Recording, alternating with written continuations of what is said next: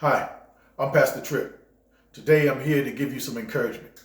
Now some of you might be asking, where have you been? Well, I had major surgery, total knee replacement done, so now I'm back. Was it a little scary? Yes, it was. Don't let nobody tell you just because you have faith and you know God that you don't get scared sometimes.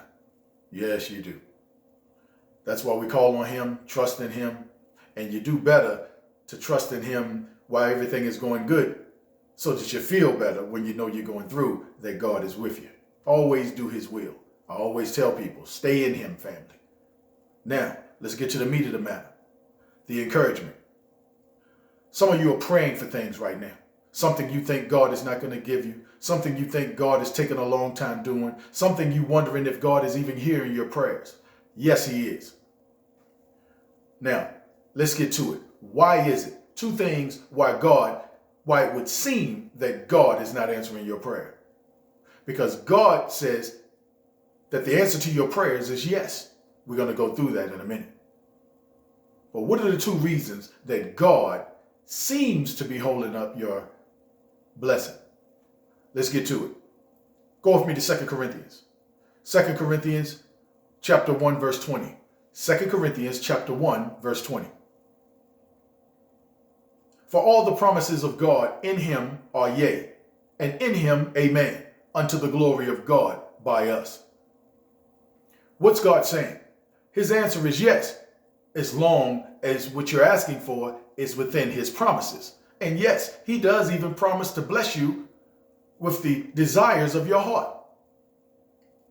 Your heart is your mind. Your spiritual heart is your mind. Now, some people are praying to win the lottery. Some people are praying for things that are lustful.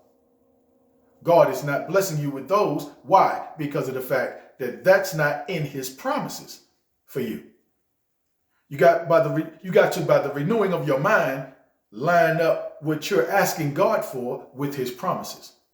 When your mind changes, you're not asking God for somebody to fornicate with. When your mind changes to righteousness, you're not asking Him, can you win the lottery? And let me tell you why you're not. When your mind changes over, you know that if you had, let's be honest now, if you had a drug habit and God gave you $50 million, you just got a bigger drug habit. If you wasn't faithful and you're out there clubbing and doing all kinds of things you're big and bad enough to do, you know what I mean? Things apart from God. You get $50 million, that just increased. Your sin just increased. Your error in life just increased. But when you get your mind right and you're asking Him according to His promises, according to His will for you, now the answer to your prayers is yes and amen. Let's do Bible. Two things why your prayers may be hindered in your eyes. 2 Corinthians chapter 1, verse 20. Again, for all the promises of God in Him are yea, and in Him amen, unto the glory of God by us. What's the second thing? Hebrews chapter 10, verse 36. Hebrews chapter 10, verse 36. For ye have need of patience. See, God is watching you. When you don't think you're going to get what you desired from God, and you think He's not going to do it, or you think He's not going to send it, how do you live after you've come to the conclusion that, well, God is not going to do it? Do you go back to your sinful ways? Do you go back to living in unbelief? Do you go back to carrying yourself like you're not a Christian? God says, have patience. Stay in the will of God. Stay in Him, family. Even when it looks bleak, even when it looks like it's not going to happen, even when it looks like God said no. But if your prayers was in His will, the answer was yes. So just have patience. It's coming. You're just being tested. Hang on.